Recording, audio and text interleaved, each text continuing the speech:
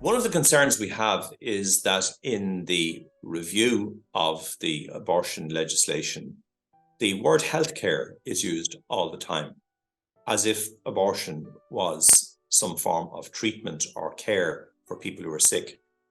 But actually, 98% of all abortions carried out to date under the Act took place in early pregnancy during the first 12 weeks.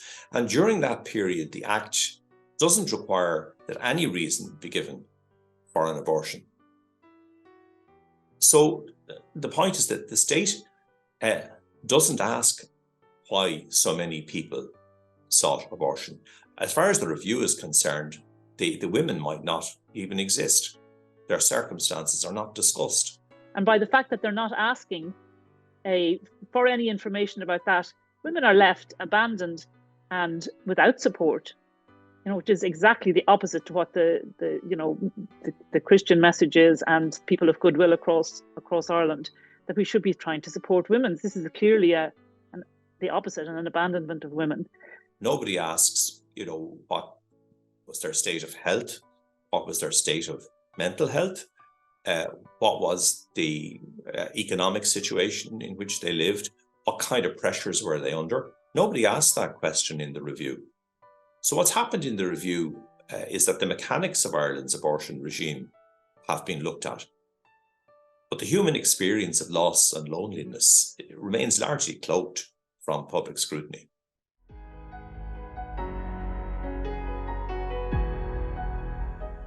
One of the requirements of the 2018 Act is that when a woman comes for abortion during the first 12 weeks of pregnancy, there is a 3-day waiting period between her first medical consultation and the eventual completion of the abortion. So the bishops have highlighted a very, startling figure that has come out of this review, and that is that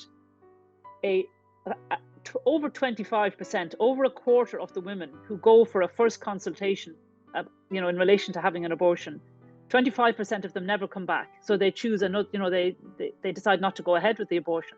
Now the government review is suggesting that this 3-day waiting period would become purely advisory. And that's tantamount to taking it out completely. And we completely reject that. Many women who are facing that, in that context where they feel they're in a crisis situation, what you need is people who are offering you, you're the one who's in the situation. You need people calmly offering you good, solid support and a message of hope. So to take away that 3-day waiting period is just to rush women headlong into a choice that they will, that will change their lives for sure, as well as, of course, end the life of the child. We're also particularly concerned about the pressure that is being placed on doctors and other healthcare professionals to participate in the provision of abortion against their will. Almost 90% of GPs, family doctors, do not participate in the provision of early abortion. That's abortion in the first 12 weeks. And the HSE identifies conscientious objection as a major factor in the refusal of hospital consultants to provide abortion. But the review is now recommending that the provision of abortion should feature as a requirement in the case of people applying for jobs. I mean, the bishops have rightly called that a shocking proposal, that in a system that's already, a healthcare system that's already, creaking at the seams, to say the least, that they're proposing pushing top class, medical professionals like that out of the field by trying to force them to carry out something that they know is no benefit to the woman and ends the life of the child. Freedom of conscience is a fundamental human right, and it can't simply be overridden in this way. And we totally reject the suggestion that healthcare professionals who respect the right to life will be excluded from practicing in maternity care or excluded from obstetrics and gynecology generally.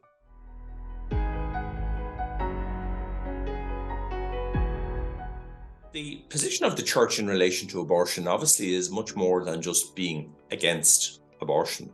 It's about being pro-life and pro-woman. And that means that we walk with people who are struggling with a crisis pregnancy.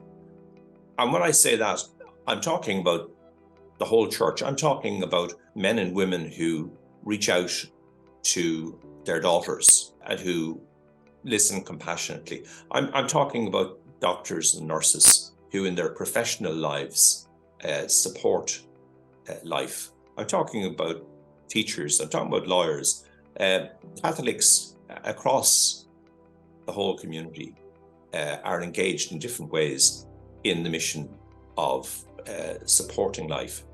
Of course, for all of us people of faith, prayer has to be a central, a foundational element of transforming society. And the Council for Life that I'm a part of with many other excellent people, we're proposing a national Pray for Life novena. It's in its second year. So if you just go to prayforlife.ie, and the bishops have offered this as a way for all people of goodwill to join in praying for a culture of life. But the novena, as well as, if you sign up for it, you get the prayer sent to you every day. So there's a short reflection on different themes related to a culture of life. But there's also very small practical steps that you can take to just help support that. So some of them are, what might you say to a friend in a crisis pregnancy, or helping those agencies, that support women in crisis. So it's prayer leading us to action. And that's really at the heart of the Christian message and of what Christ called us to, so that we're offering, we're praying, and that leads us to action and support.